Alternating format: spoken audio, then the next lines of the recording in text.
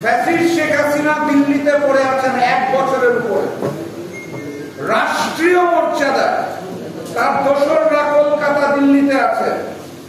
WhatsApp এবং টেলিগ্রামে তারা গ্রুপ খুলে মিথ্যা প্রচারণা চালাচ্ছে।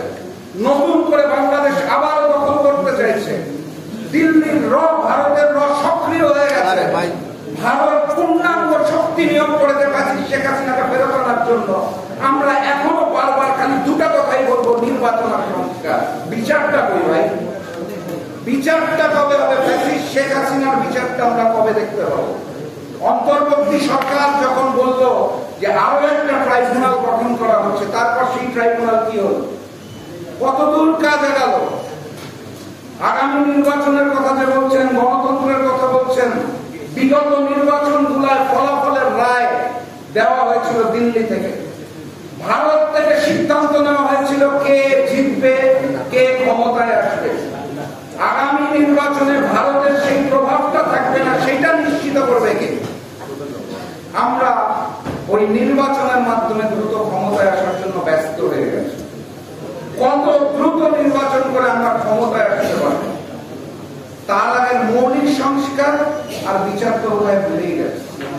আমি অত্যন্ত দুঃখের সাথে কথাগুলো বলছি, আমার কথাটা রাগ করতে পারে।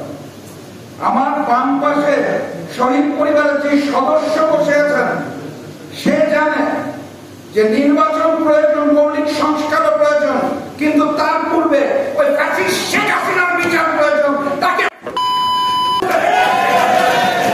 সেটা নিয়ে কথা হচ্ছে না।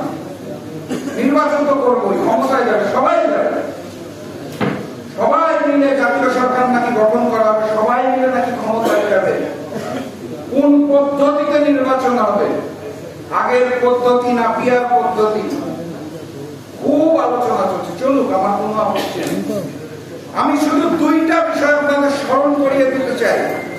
ওই নির্বাচন সংস্কার ক্ষমতার মোহে পড়ে থেকে যদি আপনারা বিচার এবং ভারতীয় আধিপত্যবাদ এবং আগ্রাসনকে ভুলে যান, তাহলে দিল্লি এবং রয়ের পরিকল্পনায় শেখ হাসিনা এবং আওয়ামী লীগ আবারও বাংলাদেশে ফিরবে, আবার সেই স্বৈরতন্ত্র শুরু হবে। সেটা আমরা কেউ চাই না।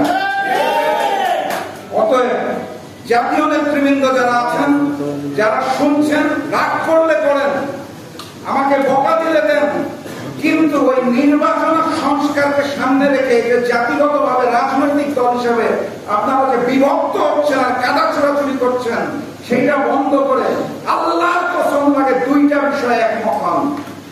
বাংলার মাটিতে ওই অগাস্ট মাসের 5 তারিখে শেখ হাসিনা, শেখ পরিবার এবং আওয়ামী লীগের রাজনীতি যেভাবে নিষিদ্ধ করা হয়েছে, আমরা ভবিষ্যতে বাংলাদেশে আওয়ামী লীগের অপরাধ দেখতে চাই না।